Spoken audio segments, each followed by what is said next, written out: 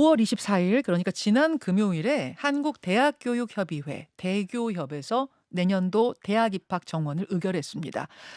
이렇게 해서 내년도 의과대학 모집 인원은요. 올해보다 1,509명이 늘어난 4,567명으로 정해졌어요. 그럼 이제 다 끝난 거 아니야? 라고 생각하실지 모르겠습니다만 당장 이 학생들을 받아서 가르쳐야 되는 사람들, 교수들이 매우 강하게 문제 제기를 하고 나섰습니다. 우리는 증원 자체의 반대가 아니다. 다만 제발 가르칠 수 있는 상황은 만들어 놓고 뽑아야지 덮어놓고 갑자기 1,500명을 늘리면 대체 교육의 질은 어떻게 보장할 것이냐 이런 호소인데요. 전국의 의대 교수들을 상대로 설문조사를 하기도 했다고 해요. 전국의과대학 교수협의회 김연아 부회장의 얘기 직접 들어보겠습니다. 부회장님 어서 오십시오. 네, 안녕하세요. 예, 5월 16일 그 고등법원에서 증원 집행정지가 각하 기각됐잖아요.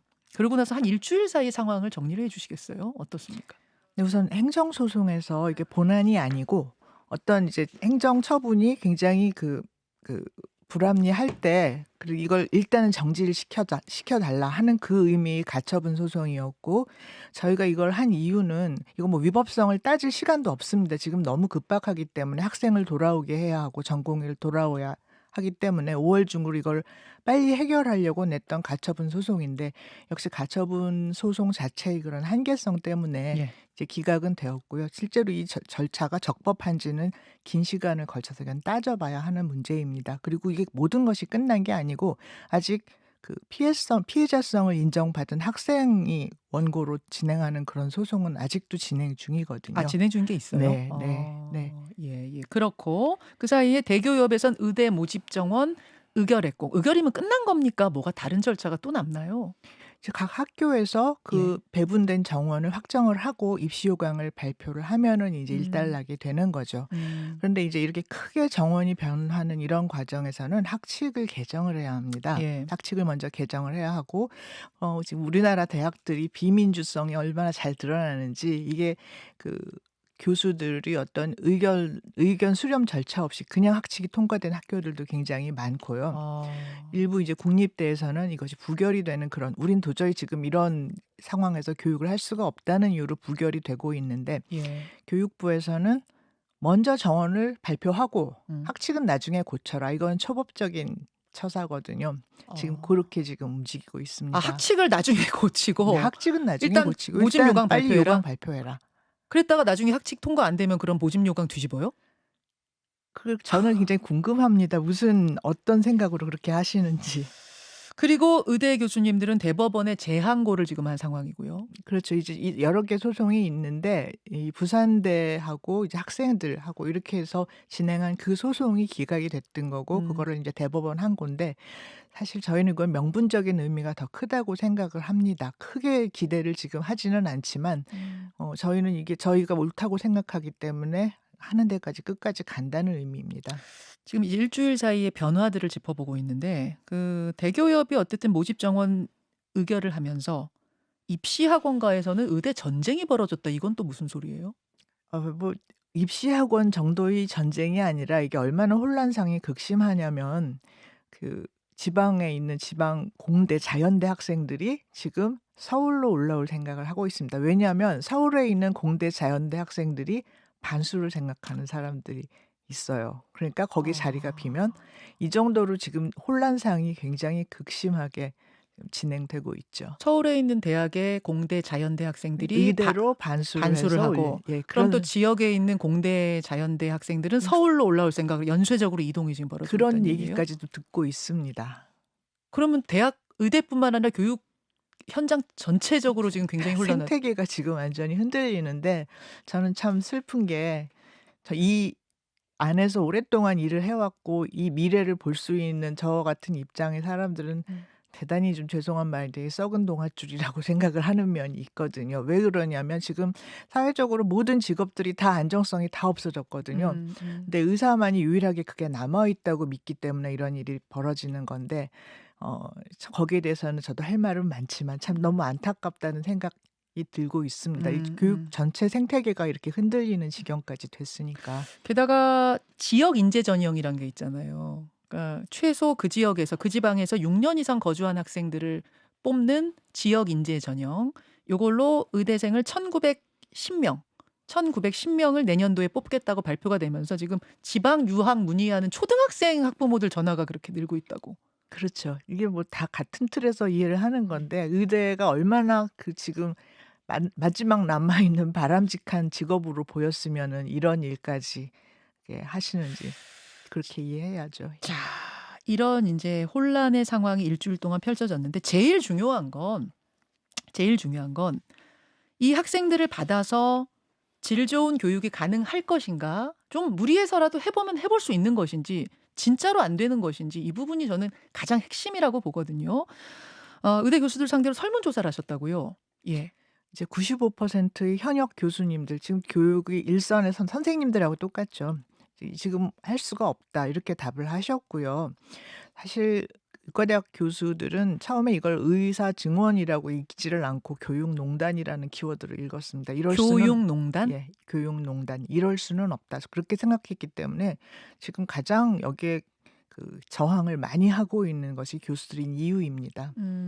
아니 혹시 가르칠 만한데 어떻게든 뽑아 놓으면 가르칠 수 있는데 지금 증원 자체가 싫어서 이러시는 건 아니냐. 뽑아 놓으면 예전에는 초등학교 막 60명이 한 반에 있어도 어떻게든 이렇게 굴러가지 않았느냐. 지금은 30명이지만. 이런 말씀하시는 분도 계시는데 어떻게 보세요? 그렇게 뭐 생각하시는 거는 자유이겠으나 근데 이 의과대학 교육의 특성상 굉장히 많은 자원이 들어가고요. 심지어는 뭐 그게 어떤 대학의 이사장은 "아니 우리는 6.25 때 포탄 날라오는데 천막에서도 공부했다. 빨리 학생들 돌아라." 이런 말을 했대는데 이게 네. 지금 2024년에 가당이나 한 이야기는 아니겠지만 결과적으로 소프트웨어, 하드웨어 모두 어려운데 특히 소프트웨어가 많이 들어가거든요. 그런데 의과대학 교육의 소프트웨어 문제는 지금도 굉장히 심각합니다.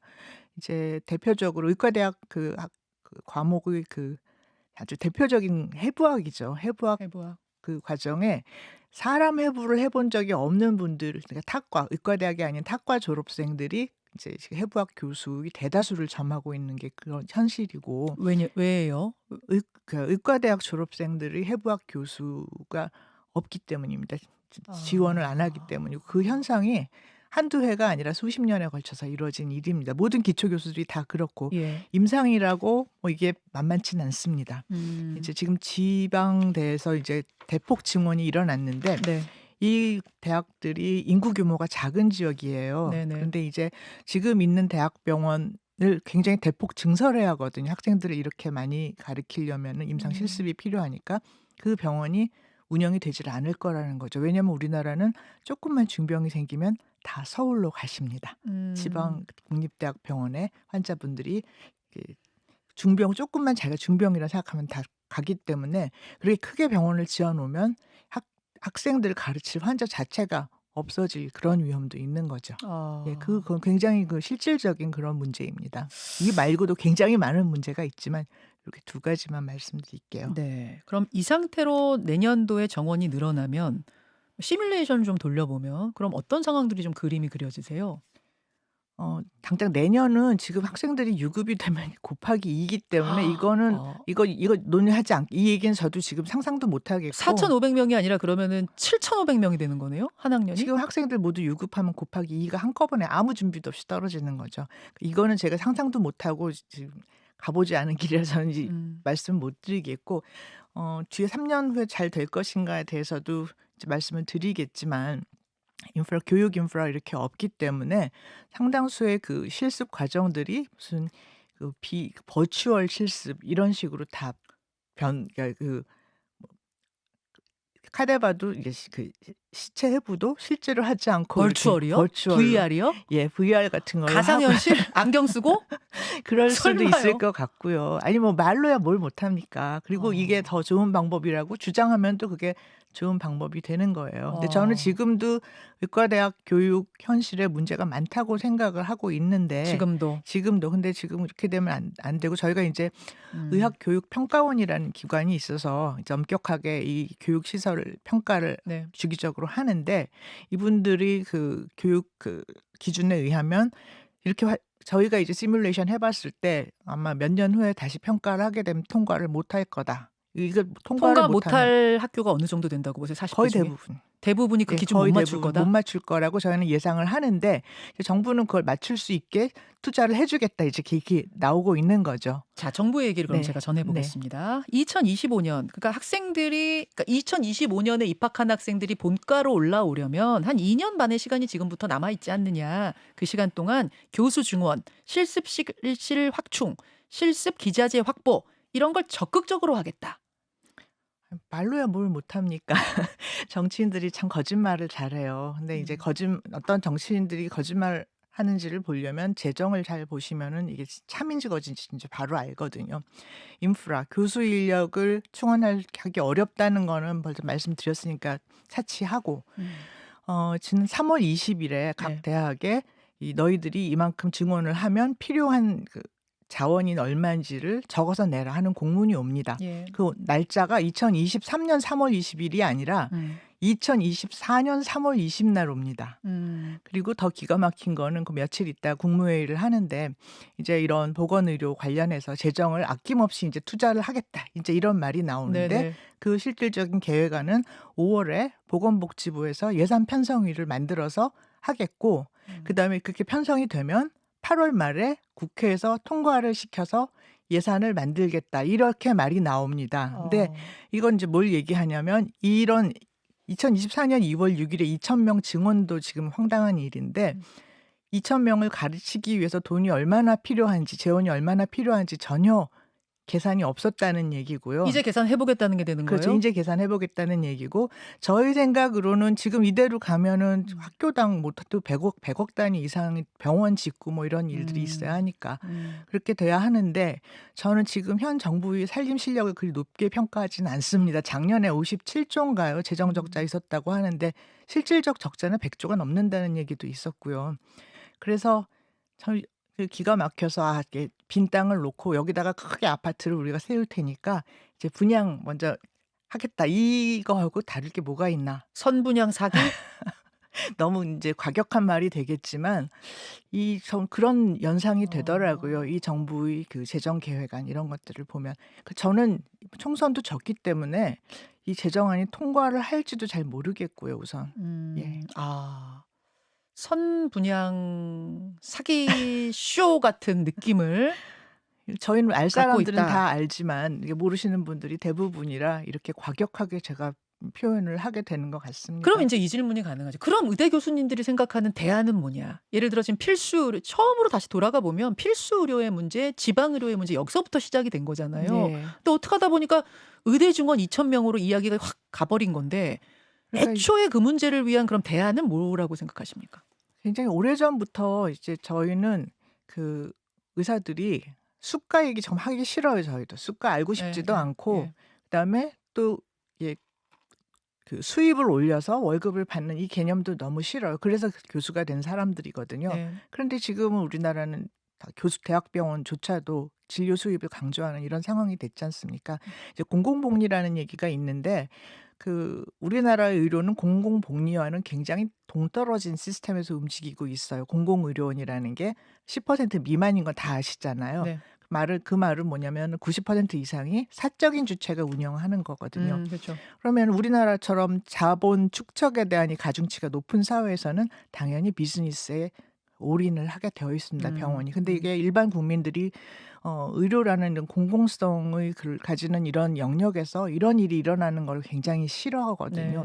여기서 이제 많은 갈등들이 생기고 있는 거죠. 그러니까 이 시스템 틀을 완전히 바꿔야 하는 건데 OECD 국가들은 지금 국가 운영 체계가 어느 정도 퍼센티지가 다 있습니다. 최소한 30% 이상 다 있고 이제 그것만으로 안 돼서 사적인 주체들이 운영하는 이게 양 시스템으로 사실 이렇게 되어 있어요. 그래서 우리나라는 이 필수 의료의 문제 지금 이렇게 사적인 주체들에게 너무나 오랫동안 이걸 맡겨놨기 때문에 일어나는 이런 문제라는 거를 알고 있을 텐데 왜 그거는 아무런 지금 필수 의료 패키지 문제도 잘 들여다보면 어떤 공공성을 30초 남았습니다. 공공성을 확보한다는 것보다는 병원에 돈을 퍼주겠다 이렇게 돼 있거든요.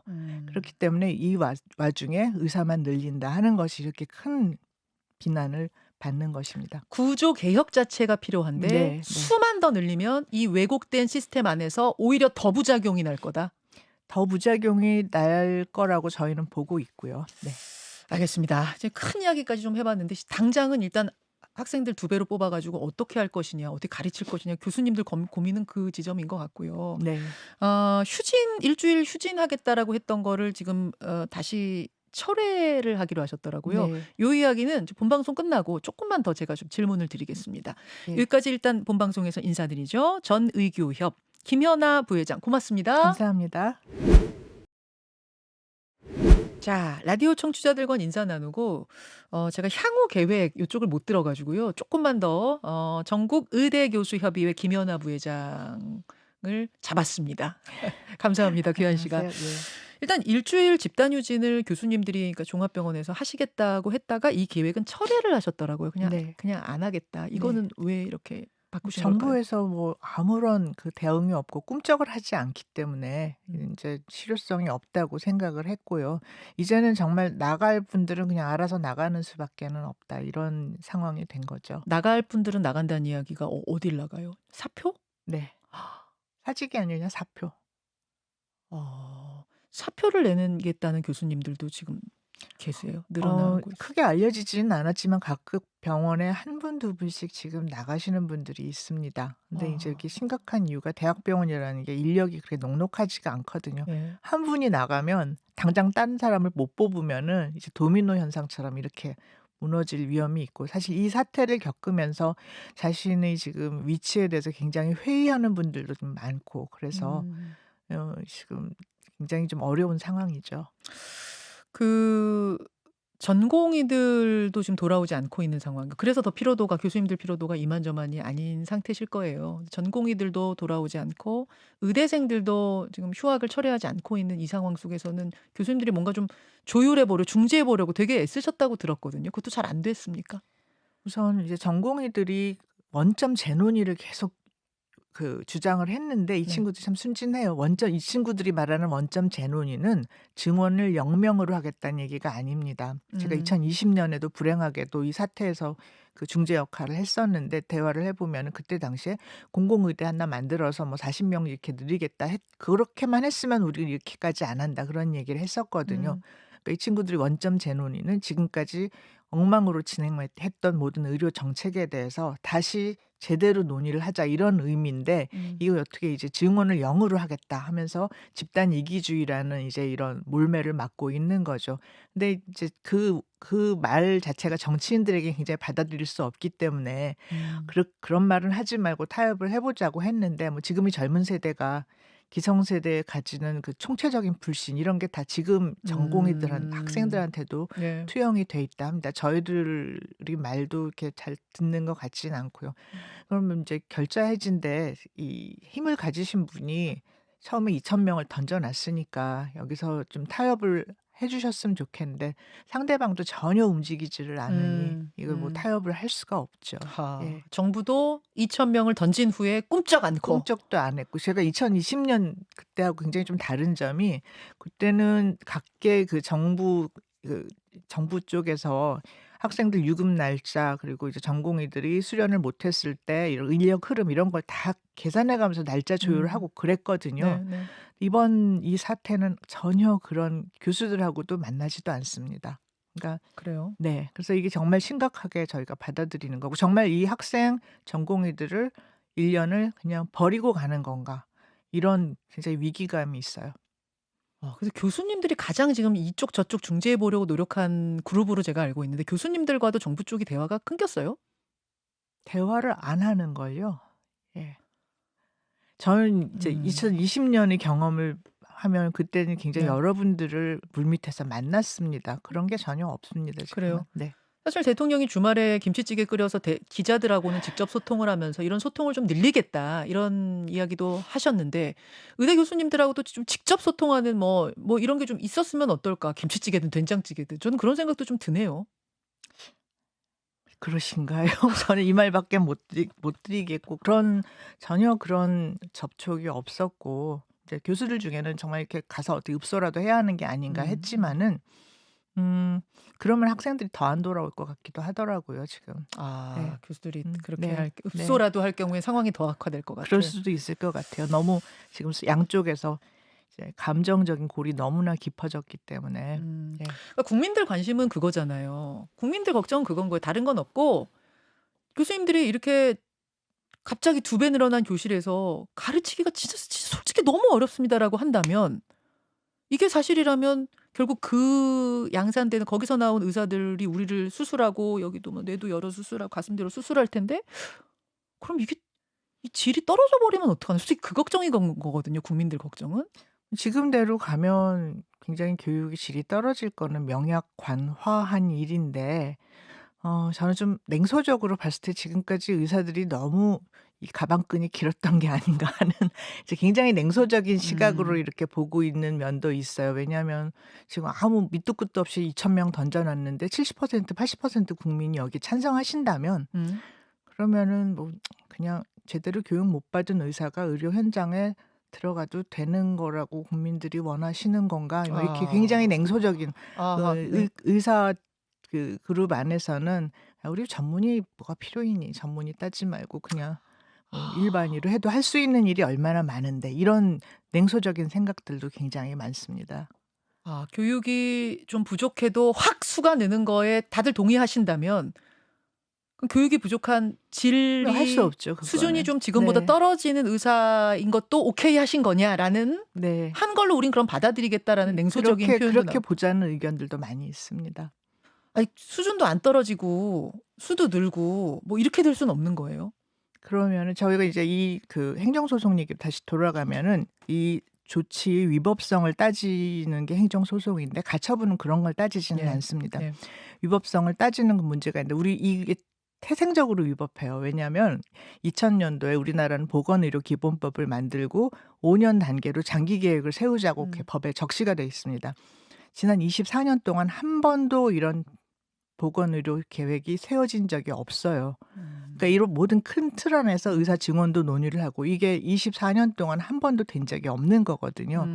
그렇기 때문에 사실 좀 진짜 많은 분들이 지금 아주 그냥 '다 망하는 거 아닌가.' 하면 생각하면서도 어차피 지금 이게 천천히 망해 가고 있던 건데 시스템이. 완전히 망한 다음에 새로 짜는 게 나을지도 모르겠다. 그런 얘기까지 나와요. 그런 얘기까지 지금 나오고 있습니다. 이게 의사들만 그렇게 얘기하시는 게 아니고 예. 존경받는 원로님들도 그런 말씀하십니다.